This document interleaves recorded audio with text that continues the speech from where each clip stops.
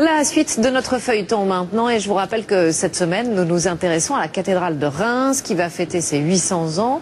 32 rois de France y ont été couronnés, Saint-Louis, François Ier, Louis XIV. Le dernier, c'était Charles X en 1825. Pour chaque sacre, il y avait un cérémonial bien réglé. Le roi longeait la cathédrale au moment de son sacre. Le roi quitte le palais du Tau par cette voie.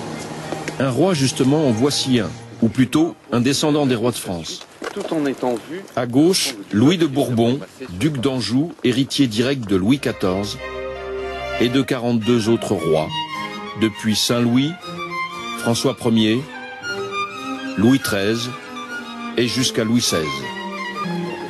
À 37 ans, il est banquier, habite entre Paris, Caracas et Madrid. Il est l'aîné de la maison de Bourbon, l'héritier de la couronne de France. Cette histoire royale, Patrick Demouy, professeur à l'université de Reims, la connaît sur le bout des doigts.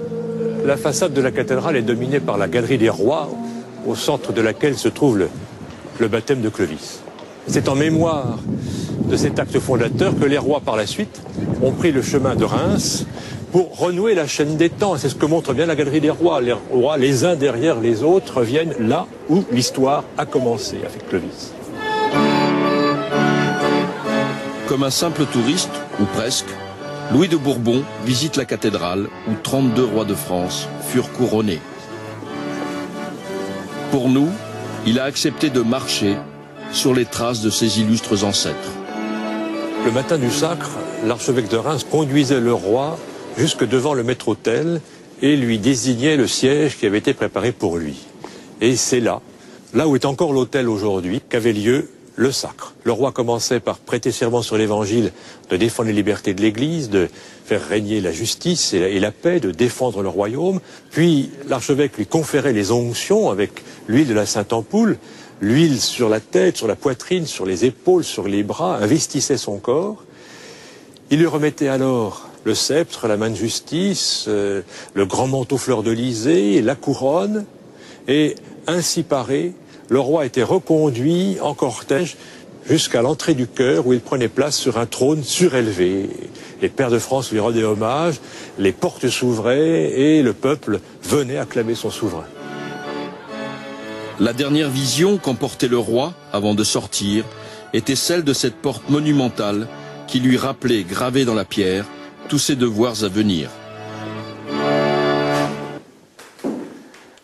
Alors vous êtes ici vraiment au cœur du trésor du palais du Tau et de la cathédrale de Reims, avec les objets qui ont trait directement au roi et à son onction.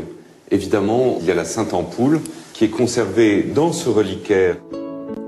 Malheureusement, cette fiole n'est plus celle qui a servi à baptiser Clovis, le fondateur du royaume.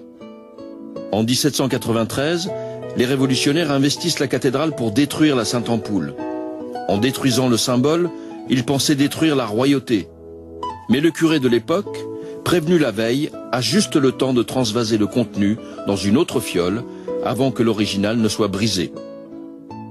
En 1905, la légende de la Sainte-Ampoule rebondit lorsque l'État et l'Église se séparent. Les curés vont récupérer la précieuse crème sainte, gardée depuis, au secret.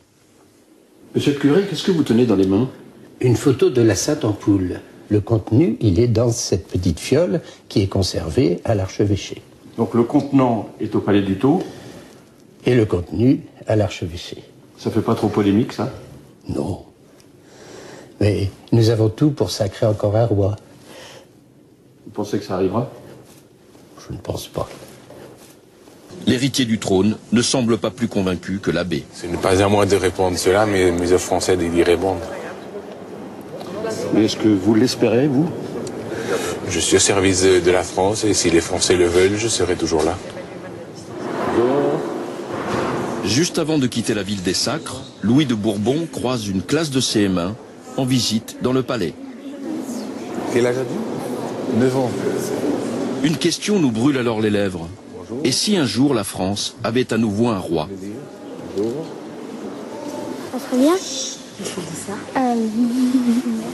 Moi je préfère la République parce que on est libre. Pourquoi avec les rois on n'était pas libre? Il y avait les paysans qui étaient fallait pas être paysan parce qu'on payait. Au revoir et à très bientôt, j'espère. Au revoir. Au revoir.